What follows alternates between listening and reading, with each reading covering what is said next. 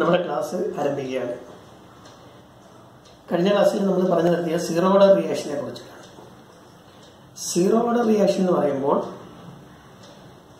a reaction whose rate is independent of the concentration of the reactants taking part in the reaction. ആ റിയാക്ഷനിൽ പങ്കെടുക്കുന്ന റിയാക്റ്റന്റുകളുടെ കോൺസെൻട്രേഷനുമായിട്ട് ആ റിയാക്ഷന്റെ rate, speed, വെലോസിറ്റിക്ക് യാതൊരുവിധ ബന്ധവുമില്ല. It is independent of the concentration of the reactance. ഇന്ന് നമുക്ക് പഠിക്കുന്നത് first order റിയാക്ഷനെ കുറിച്ചിട്ടാണ്.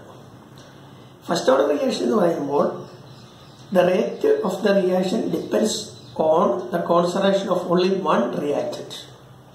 If there is only one reactant in the reaction,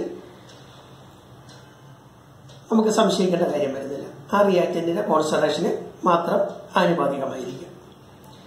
ചില റിയാക്ഷനുകളിൽ ഒന്നിലധികം റിയാക്റ്റന്റുകൾ ഉണ്ടായേക്കാം. 2, 3, 4 ഒക്കെ റിയാക്റ്റന്റുകൾ ഉണ്ടായിരിക്കാം. എന്നിരുന്നാലും അതിലേതെങ്കിലും ഒരു റിയാക്റ്റന്റിന്റെ കോൺസെൻട്രേഷൻ മാത്രമായിരിക്കും ആ റിയാക്ഷന്റെ സ്പീഡ് അല്ലെങ്കിൽ വെലോസിറ്റിയെ നിയന്ത്രിക്കുന്നതെങ്കിൽ നമുക്ക് അത്തരം റിയാക്ഷനുകളെ ഫസ്റ്റ് ഓർഡർ റിയാക്ഷനുകൾ എന്ന് പറയുവാനായിട്ട് സാധിക്കും. That means the rate of the reaction depends only on the concentration of one of the reactant if there is more than one reactant in the reaction എന്ന് അർത്ഥം. ഇതേമാതിരി തന്നെ second order reaction. Second order reaction means a reaction whose rate depends on the concentration of any two reactants if there is more than two reactants in the reaction. ഏതെങ്കിലും 2 റിയാക്റ്റൻസിന്റെ കോൺസെൻട്രേഷന് ആനുപാതികമായിരിക്കും അതിന്റെ rate അല്ലെങ്കിൽ speed എന്ന് പറയുന്നത്. എന്താണ് second order reaction. And so അതേപോലെ third order, fourth order അങ്ങനെ നമുക്ക് പറഞ്ഞു പോകാനായിട്ട് സാധിക്കും. ഇനിയും നമുക്ക് വേറെ ഒരു വിഭാഗം റിയാക്ഷനുകൾ ഉണ്ട്. സ്യൂഡോ ഓർഡർ റിയാക്ഷനുകൾ എന്ന് പറയും. സ്യൂഡോ ഓർഡർ റിയാക്ഷനുകൾ. ഈ സ്യൂഡോ ഓർഡർ റിയാക്ഷനുകൾ എന്ന് പറഞ്ഞു കഴിഞ്ഞാൽ അതിനർത്ഥം റിയാക്ഷൻസ് ചിലത് നമ്മൾ നോക്കുമ്പോൾ നമുക്ക് തോന്നും അതിന്റെ ഓർഡർ 2 അല്ലെങ്കിൽ 3 അല്ലെങ്കിൽ 4 അങ്ങനെ നമുക്ക് തോന്നും. ഹയർ ഓർഡർ നമുക്ക് തോന്നും അല്ലെങ്കിൽ നമ്മൾ പ്രതീക്ഷിക്കുന്നു. But actually it follows a lower order. But suppose it seems to follow a third order. But actually it is first order reaction. അപ്പോൾ ആ രീതിക്ക് വരും. അപ്പോൾ reactions which seems to follow a higher order but actually it follows a lower order. They are called pseudo order reactions. False order reactions എന്ന് പറയും. അപ്പം reactions which seems to follow a higher order kinetics but actually follows a lower order kinetics. They are called pseudo order reactions. അതിന് example ആയിട്ട് നമുക്ക് പറയാൻ പറ്റുന്നത് നമ്മുടെ ester hydrolysis. എസ്റ്ററുകളുടെ ഹൈഡ്രോളിസിസ്. എസ്റ്റർ ഹൈഡ്രോളൈസ് ചെയ്ത് കഴിഞ്ഞാൽ നമുക്കൊരു ആൽക്കഹോളും ഒരു ഓർഗാനിക് ആസിഡുമായിരിക്കും പ്രോഡക്റ്റ് ആയിട്ട് കിട്ടുന്നത്. അപ്പോൾ അവിടെ എസ്റ്ററിന്റെ ഹൈഡ്രോളിസിസിൽ 2 റിയാക്റ്റന്റുകൾ പങ്കെടുക്കുന്നുണ്ട്. ഒരെണ്ണം എസ്റ്റർ, ഒരെണ്ണം വാട്ടർ. അപ്പൊ നമുക്ക് ഒരു ചിന്ത വരും, എസ്റ്ററിന്റെ കോൺസെൻട്രേഷനും വാട്ടറിന്റെ കോൺസെൻട്രേഷനും ആനുപാതികമായിരിക്കുക ഈ റിയാക്ഷന്റെ റേറ്റ് അല്ലെങ്കിൽ സ്പീഡ് എന്ന് നമ്മൾ ചിന്തിക്കാം. അപ്പം അതിനെ നമ്മൾ സാധാരണ കേസിൽ ഒരു സെക്കൻഡ് ഓർഡർ റിയാക്ഷനായിട്ട് കൺസിഡർ ചെയ്യും. 2 റിയാക്റ്റന്റുകൾ ഉണ്ടല്ലോ, ഇതിന്റെ 2ന്റെയും കോൺസെൻട്രേഷൻ ആനുപാതികമായിരിക്കാം എന്ന ചിന്തയിൽ സെക്കൻഡ് ഓർഡർ റിയാക്ഷൻ നമ്മൾ പ്രതീക്ഷിക്കും. But ester hydrolysis is a first order reaction. That means the rate or the speed of the reaction depends only on the concentration of ester, not on the concentration of water, because we are taking water in excess. The concentration does not change appreciably during the hydrolysis. Hydrolysis നടക്കുമ്പോൾ വാട്ടറിന്റെ concentration കാര്യമായ വ്യതിയാനം വരുന്നില്ല. അതാണ് അതിന്റെ വാസ്തവം. അതുകൊണ്ട് we have to consider നമുക്കത് consider ചെയ്യേണ്ടതായിട്ട് വരുന്നില്ല വാട്ടറിന്റെ കോൺസെൻട്രേഷന്റെ ചേഞ്ച്. എസ്റ്ററിനെ മാത്രം ശ്രദ്ധിച്ചാൽ മതി. So ester hydrolysis is a first order reaction but we may think it is a second order reaction and that is an example of pseudo or false order reaction. Pseudo order reaction അല്ലെങ്കിൽ false order reaction എന്ന് പറഞ്ഞു കഴിഞ്ഞാൽ അതാണ്. അപ്പം false order reaction എന്ന് പറഞ്ഞാൽ a reaction which follows a lower order kinetics but seems to follow a higher order kinetics. അതാണ് pseudo order reaction എന്ന് പറഞ്ഞാൽ. ഇനി നമുക്ക് പഠിക്കാനുള്ള ഒരു ടൈം എന്ന് പറയുന്നത് ഹാഫ് ലൈഫ് പീരീഡ് എന്ന് പറയും. Half life period of a reaction. അത് ഫസ്റ്റ് ഓർഡർ റിയാക്ഷൻ ആകാം, സെക്കൻഡ് ഓർഡർ റിയാക്ഷൻ, എല്ലാത്തിനും അത് ബാധകമാണ്, ആപ്ലിക്കബിൾ ആണ്. അപ്പൊ ഈ ഹാഫ് ലൈഫ് പീരീഡ് എന്ന് പറഞ്ഞു കഴിഞ്ഞാൽ ഒരു റിയാക്റ്റന്റിന്റെ കോൺസെൻട്രേഷൻ എക്സാക്ട്ലി ഹാഫ് ആകാൻ എത്ര ടൈം വേണം? ആ റിയാക്ഷനിൽ നമ്മളെടുത്ത ഒരു പർട്ടിക്കുലർ റിയാക്റ്റന്റിന്റെ കോൺസെൻട്രേഷൻ എക്സാക്ട്ലി ഹാഫ് ആകണം, നേരെ പകുതിയായിട്ട് മാറും. എത്ര സമയം അതിനെടുക്കും? That is called half life of a reaction.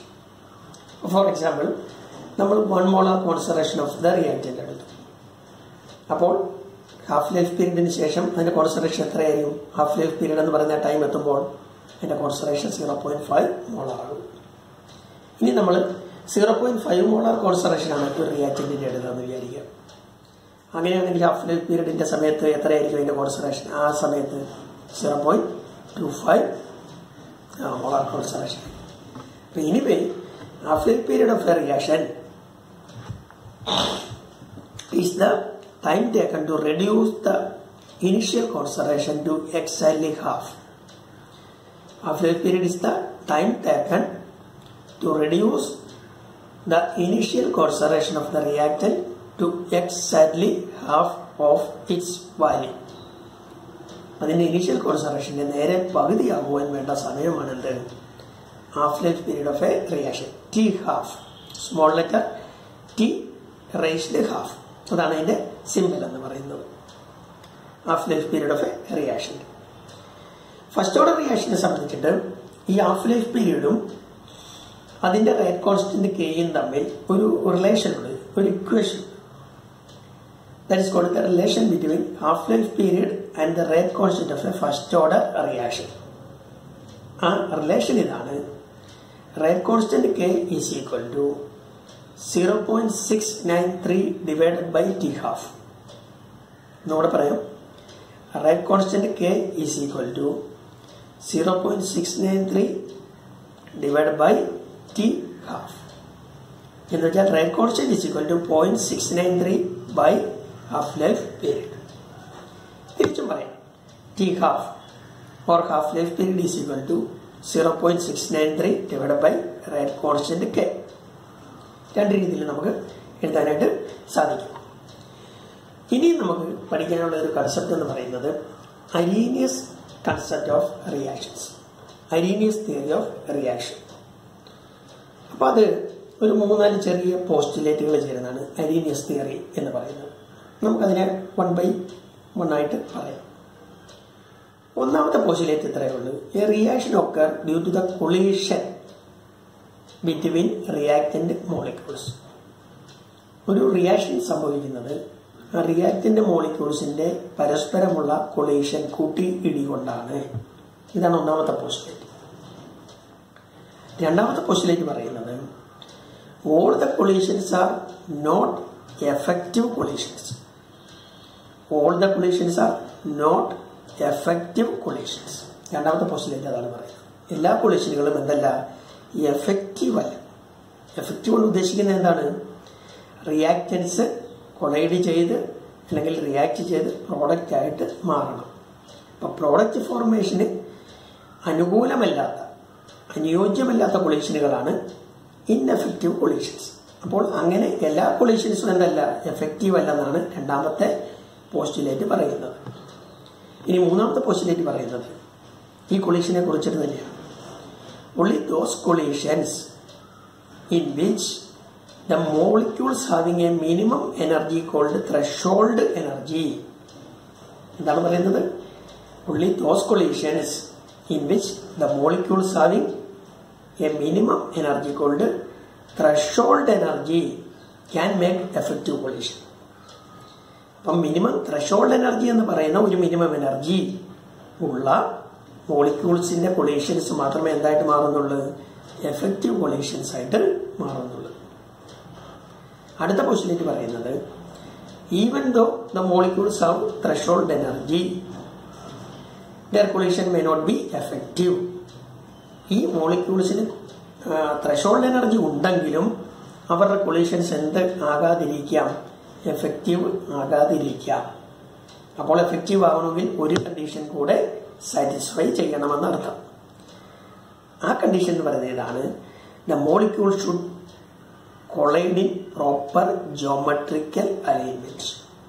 Proper geometrical alignment, അവര് നേർക്ക് നേരെ തന്നെ ഇടിക്കണം, ശരിയാവണ്ണം കൂട്ടിക്കൊണ്ടണം എന്നർത്ഥം. അപ്പം അതാണ് അടുത്ത പോസ്റ്റുലേറ്റ് ആയിട്ട് നമ്മൾ പറയുന്നത്. എന്താണ്? ദ മോളിക്യൂൾസ് അല്ലെങ്കിൽ the collision between molecules in proper geometrical alignment will bring the product formation. The collision between molecules with proper geometrical alignment will bring the product formation. ഇത്രയുമാണ് അരീനിയസിന്റെ കൊളീഷൻ തിയറിയിൽ പറയുന്ന പ്രധാനപ്പെട്ട പോയിന്റുകൾ. ഇനിയും ഇതിന് സപ്പോർട്ടീവായിട്ട് നമുക്കൊരു ചെറിയ പോയിന്റും കൂടെ അരീനിയസിന്റെ ഈ തിയറിയുടെ അവസാനം ഒരു പോസ്റ്റുലേറ്റ് ആയിട്ട് പറയാം. അപ്പം ഈ കൊളീഷൻസ് എല്ലാം എഫക്റ്റീവ് ആകണമെങ്കിൽ ത്രെഷോൾഡ് എനർജി വേണം. അപ്പൊ ത്രെഷോൾഡ് എനർജി ഇല്ലാത്ത മോളിക്യൂൾസിനെ സംബന്ധിച്ച് നമുക്ക് എന്ത് ചെയ്യാൻ പറ്റും? So for that molecules we have to provide some additional energy. എന്തിനു വേണ്ടിയിട്ട്? എന്തിനു വേണ്ടിയിട്ടാണ്? to make them to attain threshold energy. അവർക്ക് ത്രെഷോൾഡ് എനർജി ലഭിക്കുവാനായിട്ട് നമുക്ക് കുറച്ച് എനർജിയും കൂടെ ഈ മോളിക്യൂൾസിന് കൊടുക്കണം. ഏത് മോളിക്യൂൾസിന്? ത്രെഷോൾഡ് എനർജി ഇല്ലാത്ത മോളിക്യൂൾസിന്. That additional energy, നമ്മൾ അഡീഷണൽ ആയിട്ട് അവിടെ കൊടുക്കുന്ന energy, that is called activation energy. That is called activation energy അല്ലെങ്കിൽ എനർജി ഓഫ് ആക്ടിവേഷൻ എന്ന് പറയും. അതൊരു ലാസ്റ്റ് പോയിന്റ് ആയിട്ട് നമുക്കൊന്ന് എഴുതി ചേർക്കാവുന്നതാണ് ഈ പോസ്റ്റുലേറ്റിന്റെ അടിയിൽ. അപ്പോൾ for in order to take part all the molecules in the reaction, in order to take part all the molecules in the chemical reaction, we have to provide some additional energy to those molecules not having threshold energy. To those molecules having no threshold energy. Threshold energy ഇല്ലാത്തവർക്ക് നമുക്ക് കുറച്ച് additional എനർജിയും കൂടെ കൊടുക്കണം. That is called activation energy അല്ലെങ്കിൽ energy of activation. The supply of activation energy is necessary to take part all the molecules in the reaction എന്നർത്ഥം. അപ്പൊ അത്രയുമാണ് അരീനിയസിന്റെ theory എന്ന് പറയുന്നത്. ഇനി അരീനിയസിന്റെ ഒരു ഇക്വേഷൻ ഉണ്ട്. That is called Arrhenius equation. Equation ഇതാണ്: K, rate constant K is equal to A e raised minus EA by RT. K is equal to A e raised minus EA by RT. അതിൽ K capital letter ആണ്, A capital letter ആണ്, E small letter ആണ്. Raised minus ഇയിലെ E ക്യാപിറ്റലും A സ്മോളുമാണ് by R T. ആറും ടിയും ക്യാപിറ്റലാണ്. അപ്പോൾ rate constant K is equal to capital letter A, E small letter E, raised ആ ഇയുടെ മുകളിലാണ് raised minus EA by R T. അപ്പൊ K റേറ്റ് കോൺസ്റ്റന്റ് ആണെന്ന് പറഞ്ഞു. A is a constant called Arrhenius constant. A എന്ന് പറയുന്നത് എന്താണ്? Capital letter A, Arrhenius constant എന്ന് പറയും. E base of natural logarithm. Small letter E എന്ന് പറയുന്നത് എന്താണ്? Base of natural logarithm. അതിന്റെ റേസ്ഡ് പവറായിട്ട് നമ്മൾ എഴുതുന്ന minus EA. EA means energy of activation.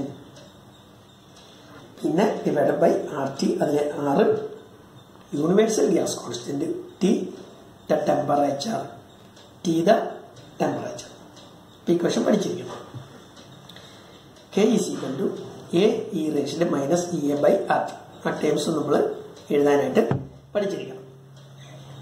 ഇനിയും ടെമ്പറേച്ചർ കോഎഫിഷ്യന്റ് എന്ന് പറയുന്ന ഒരു ടൈം നമുക്ക് ഇതിനകത്ത് പഠിക്കാനായിട്ടുണ്ട്. ടെമ്പറേച്ചർ കോഎഫിഷ്യന്റ് എന്താണ്? ടെമ്പറേച്ചർ കോഎഫിഷ്യന്റ് എന്ന് വെച്ചാൽ It is the rate constant. It is the ratio of the rate constant at two different temperature differ by 10 degrees centigrade. The temperature coefficient of a reaction is the ratio of the rate constant of the same reaction at two different temperature which differ by 10 degrees centigrade.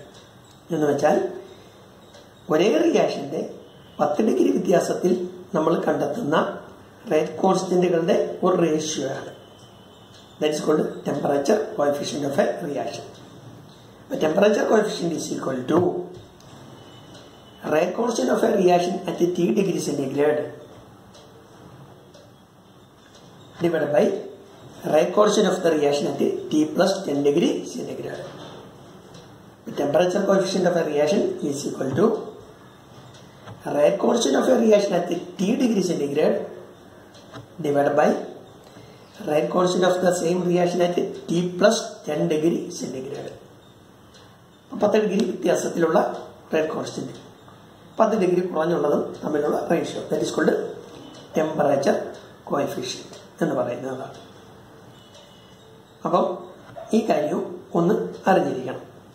ഇനി നമുക്ക് ഉള്ളതെന്ന് പറയുന്നത് activation energy diagram നമുക്ക് വരയ്ക്കാനായിട്ടുണ്ട്.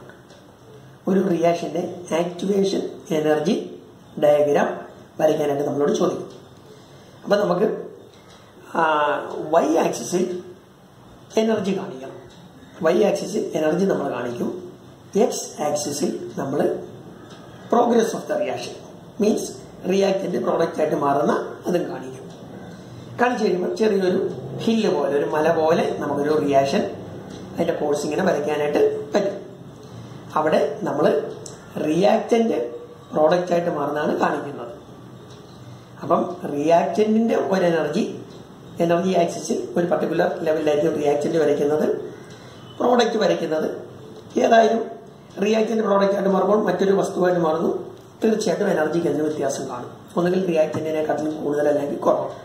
അപ്പൊ product നിൽക്കുന്നത് ആ hill ഉയർന്ന് ചിലപ്പോൾ ഇങ്ങനെ നിൽക്കാം, റിയാക്റ്റന്റിനെക്കാട്ടിലും ഉയർന്നു വന്ന് നിൽക്കാം, അല്ലെങ്കിൽ റിയാക്റ്റന്റിനെക്കാട്ടിലും താഴ്ന്നു വന്ന് നിൽക്കാം. റിയാക്റ്റന്റിനെക്കാട്ടിലും ഉയർന്നു വന്ന് നിൽക്കുന്നു എന്ന് പറഞ്ഞാൽ അർത്ഥം that is an endothermic reaction എന്നർത്ഥം. കാരണം റിയാക്റ്റന്റ് പ്രോഡക്റ്റ് ആയിട്ട് മാറിയപ്പോൾ അതിന്റെ എനർജി കൂടി, some energies absorbed, endothermic reaction. അതേസമയം റിയാക്റ്റന്റിന്റെ ലെവലിനെക്കാട്ടിലും നമ്മൾ പ്രോഡക്റ്റ് താഴെയാ കൊണ്ട് വരച്ചു നിർത്തുന്നതെങ്കിൽ ദാറ്റ് ഈസ് എക്സോതെർമിക് റിയാക്ഷൻ. റിയാക്റ്റന്റിനെക്കാട്ടിലും കുറഞ്ഞ എനർജി ഉള്ള പ്രോഡക്റ്റാണ് ഉണ്ടായത്. അപ്പോൾ അഡീഷണൽ ആയിട്ട് വന്ന എനർജി എന്ത് ചെയ്യും? അത് എക്സ്പെൽ ചെയ്യും, പുറത്തേക്ക് പോകും. Exothermic reaction. അപ്പൊ നമുക്ക് ആക്ടിവേഷൻ എനർജി ഡയഗ്രാം എക്സോതെർമിക്കും എൻഡോതെർമിക്കും വരയ്ക്കുമ്പോൾ ഈ രണ്ട് വ്യത്യാസത്തിൽ വേണം വരയ്ക്കാനായിട്ട്. അതിനകത്ത് എനിവേ എവിടെ വരച്ചാലും റിയാക്റ്റന്റും ആ നമ്മൾ ഹില്ല് പോലെ വരച്ചതിന്റെ പീക്ക്, ആ പീക്കിന്റെ ടോപ്പും തമ്മിലുള്ള ഡിഫറൻസ്, ആ difference that is called energy of activation. That is called energy of activation. ആ പീക്കിന്റെ മുകൾ വശമാണ് ത്രെഷോൾഡ് എനർജി എന്ന് പറയുന്നത്. അപ്പൊ റിയാക്റ്റന്റിന്റെയും പീക്കിന്റെ ടോപ്പും തമ്മിലുള്ള ആ ഡിസ്റ്റൻസ്, ഡിഫറൻസ് ആണ് ഇത് ആക്ടിവേഷൻ എനർജി. ആ പീക്കിന്റെ മുകളാണ് ഇത് ത്രെഷോൾഡ് എനർജി. കാരണം അതാണ് ഈ റിയാക്റ്റൻസ് അറ്റൈൻ ചെയ്യേണ്ട എനർജി പ്രോഡക്റ്റ് ആയിട്ട് മാറുവാനായിട്ട്. അപ്പൊ അത് നിങ്ങൾ ഈ ഫിഗറൊക്കെ ഒന്ന് നോക്കുക.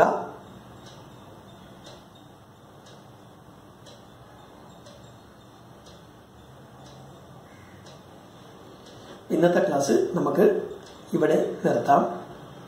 അപ്പൊ അതേപോലെ തന്നെ ഈ കെമിക്കൽ കൈനറ്റിക്സ് എന്ന് പറയുന്ന ഈ ചാപ്റ്ററിന്റെ വളരെ നല്ല രീതിയിലെ നോട്ട്സ് അത് ഗവൺമെന്റ് പ്രത്യേകം പറയുന്നുണ്ട്.